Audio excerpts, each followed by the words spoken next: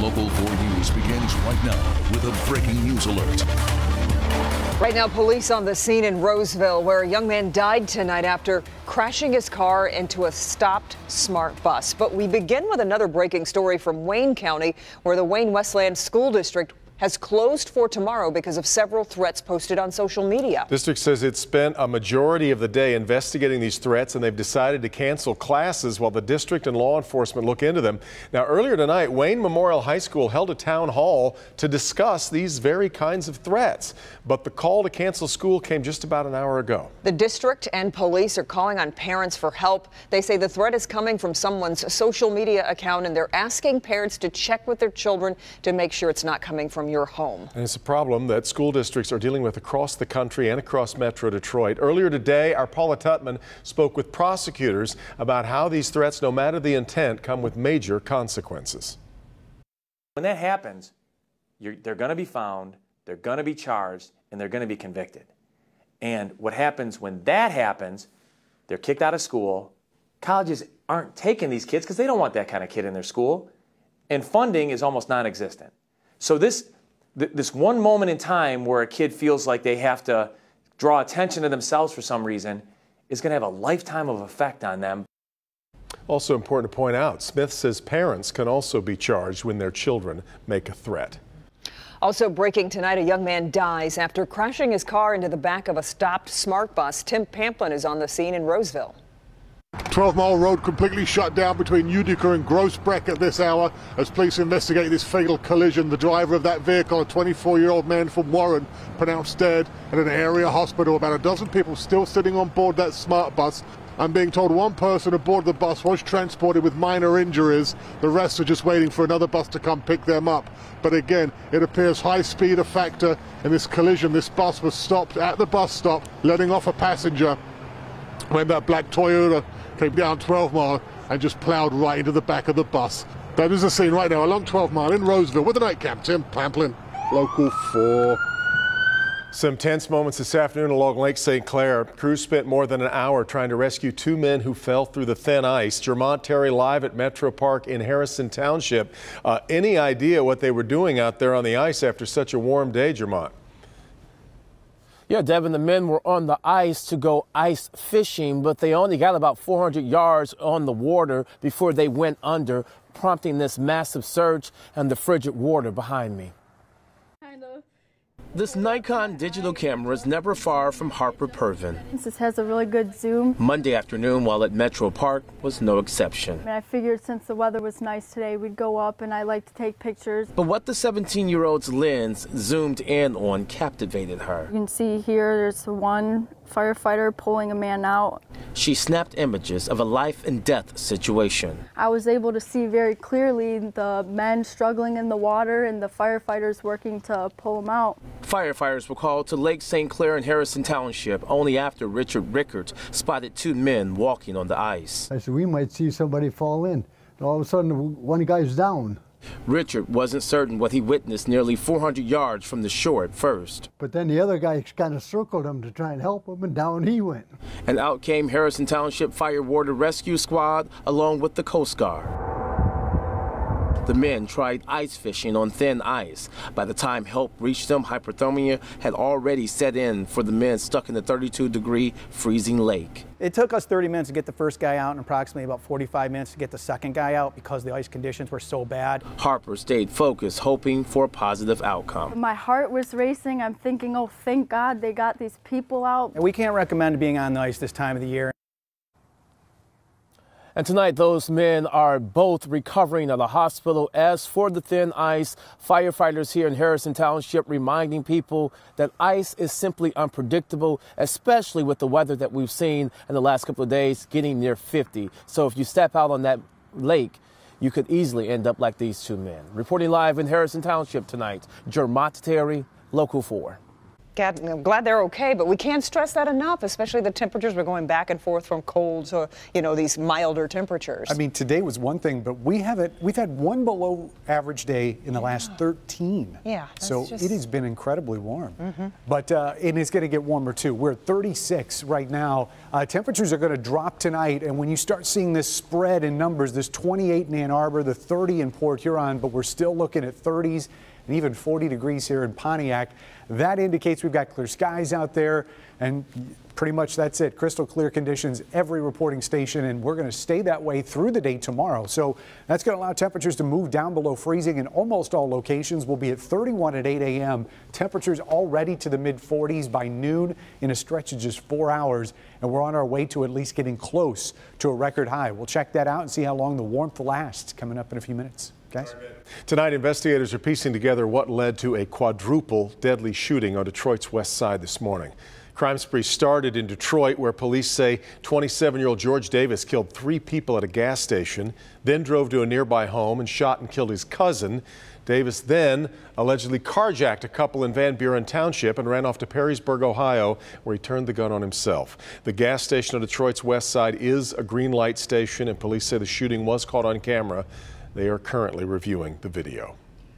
A construction worker is dead tonight after a trench collapses in Sterling Heights. It happened this afternoon at a construction site along Mound Road between 18 and 19 Mile. Police say the worker was digging the trench when it collapsed, trapping him. Southbound Mound Road remains closed as authorities investigate. Dozens of people in Royal Oak fighting to keep more traffic out of their neighborhoods tonight. Yep. City Commission was considering removing several traffic diverters that close off the streets to cut through traffic. Jason Colthorpe was at City Hall tonight. How about a decision here, Jason? We have one, Devin, and those traffic diverters will stay in place. The vote came down just a little while ago, but before it did, there was a whole lot of public comment on this, and the only one brave enough to speak out against those traffic diverters was a former mayor of Royal Oak. I maybe should ask how many people are here to not talk about berms. They call them berms. They call them traffic diverters. And the vast majority at Royal Oak's City Commission meeting tonight wanted to keep them. Opening up Harrison would be like a breach in the levee. Heaven forbid a kid gets hit by a car, hits by a truck. What we're creating is a system for people to get to downtown easier when there's already a system established. They went in the late 70s and over the years have kept traffic down in neighborhoods just off the 696 Bermuda exit. So why would the City commission a study to consider getting rid of them? Well, it could save the city money in upkeep every year. As someone who's lived in a neighborhood for 21 years, it's always been, and I'll say, an inconvenience. Former mayor and current state rep and neighbor Jim Ellison's idea to open just one street up for more cohesion and better access to Main Street wasn't received all that well. It's a simple request, is that you consider opening up the Harrison berm. That is... Ladies and gentlemen. It's one of the problems we got here is you come up and speak in contrary to what the mass behind me is speaking. Yeah, you're going to draw your arrows, and I expected it. All those in favor say aye. Aye. Those opposed? The motion passes. Berms stay. And there was some discussion that ended up being a unanimous vote, and they agreed to adopt a traffic commission's study, which also moved to keep the berms in place. But it didn't come up without current Mayor Fournier making it clear he'd like to see these berms better taken care of in the future. A lot of them have fallen into some disrepair. Some of the people in attendance tonight said they will make an effort to do just that. We're in Royal Oak tonight. Jason Colthorpe, Local 4. Yeah, all right, Jason. Macomb County Clerk Karen Spranger is going to be in federal court tomorrow for a hearing on her lawsuit against the county. Spranger argues the county, union heads, and the media conspired against her to prevent her from running the office as she sees fit. Her office had some of the biggest backlogs officials say they had ever seen, but they have since receded since the court took over certain duties from the clerk. So far, though, Spranger has lost all of her court battles since taking office last January. A father takes matters into his own hands when he hears about a possible peeping Tom in his daughter's school, what he found when he went inside the bathroom. Also, a mother and daughter fight back against a robber with their own firepower. You'll see this doesn't end after he gets shot. Sandra? Is your family's clutter and mess causing you lots of stress? There are 4 distinct styles, and not everyone organizes the same way. Coming up, see why the kind of clutter you have could be the key to finally getting it under control. You ready for some? Is your family's clutter and mess causing you a lot of stress? You may be approaching the problem all wrong. There are 4 distinct styles, and not everyone organizes the same way.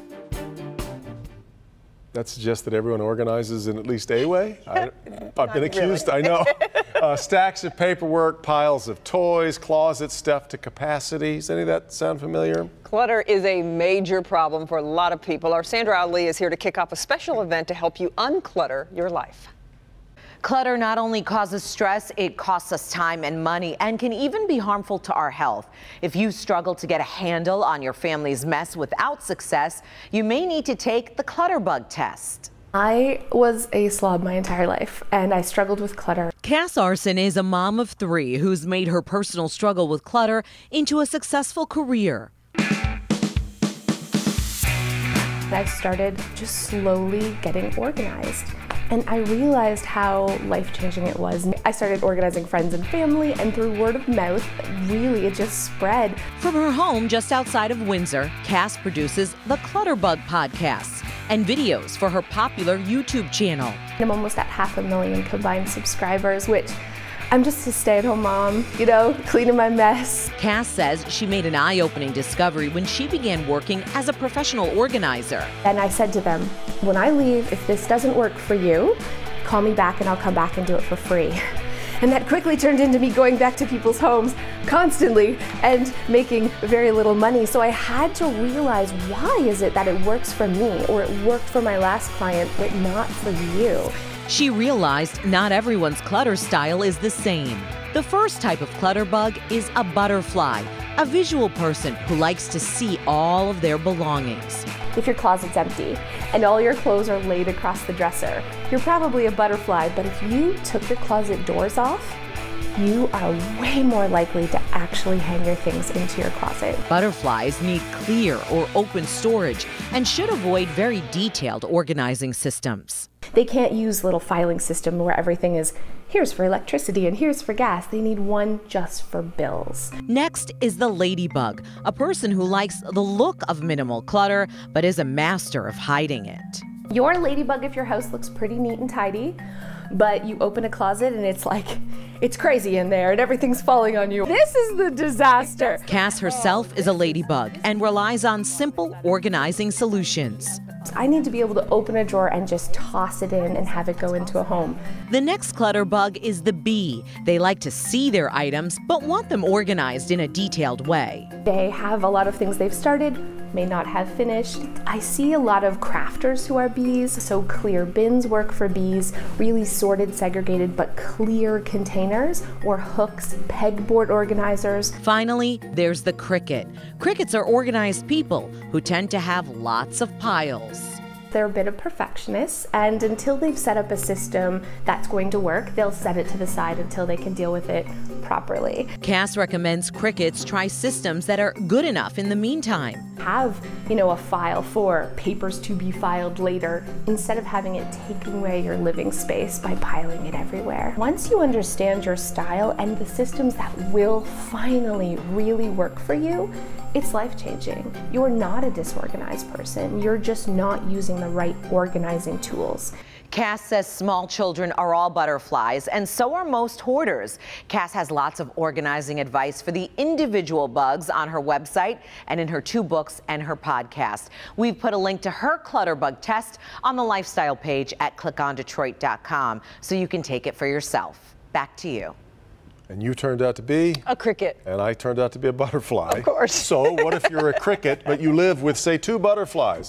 Tomorrow at 6 a.m., Cass is going to share her simple trick to help bridge the gap between clutter bugs. She says it all started with a bottle of ketchup. I can't wait to hear this all day tomorrow on Local 4. We're going to be helping unclutter your life.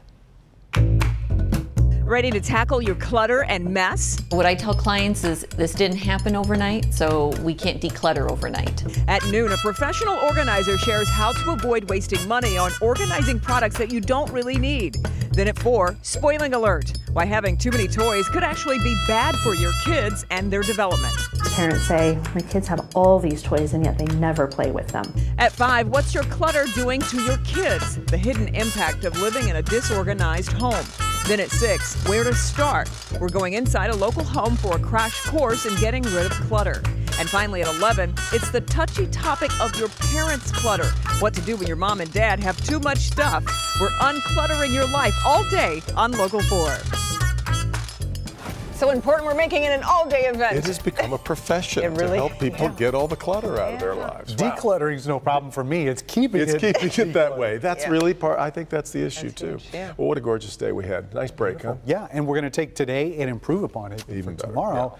By the way, the record tomorrow, 63, set back in 1976. Just keep that in mind as you see what's coming our way.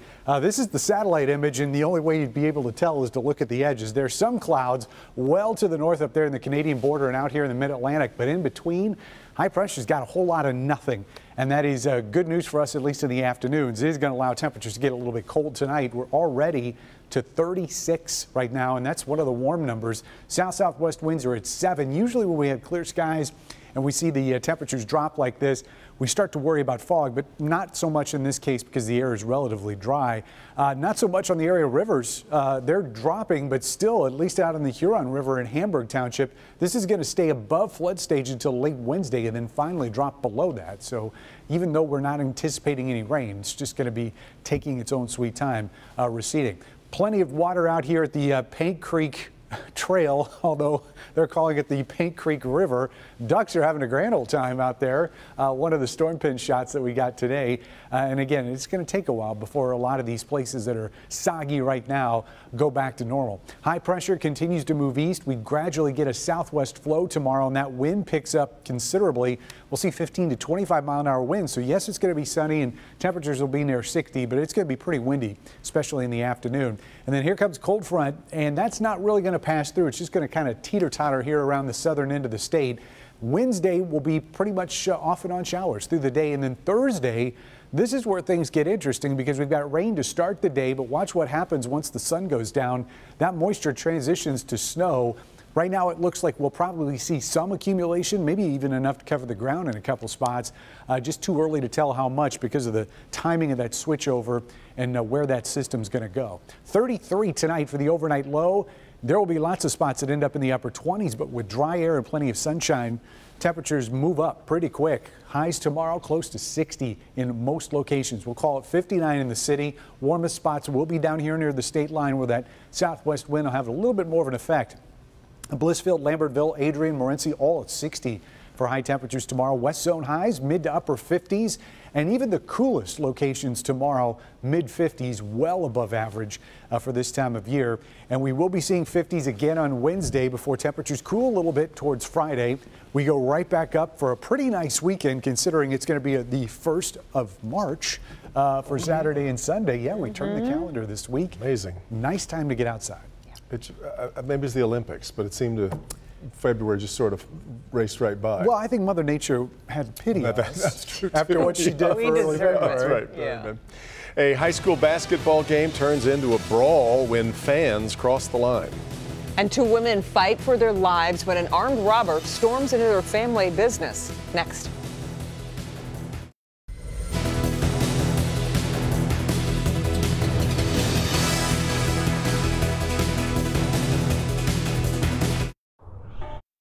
A mother and daughter in Oklahoma fought off an armed robber inside their business. Take a look here. Security video shows the man carrying a gun and demanding money. As the robber goes to leave, the daughter and mother shoot at him. The suspect then wrestles with the mother as the daughter gets the gun there and shoots him. Both women were able to get away. Police say the suspect is expected to survive. Man in Grand Rapids is facing charges after a 14-year-old girl spotted his cell phone recording in the bathroom of a sandwich shop. The girl's father took video inside the bathroom with his phone to show where the Peeping Tom's phone had been placed. He notified staff. In fact, he streamed it on Facebook Live to warn potential customers. They are not sure how long the phone had been there.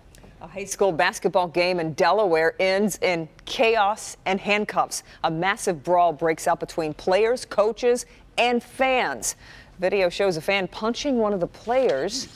Another fan is taken to the ground by a security guard. One of the players was arrested for assault, and police say 2 other players will turn themselves in. State athletics officials say they're working on preventing this from happening again.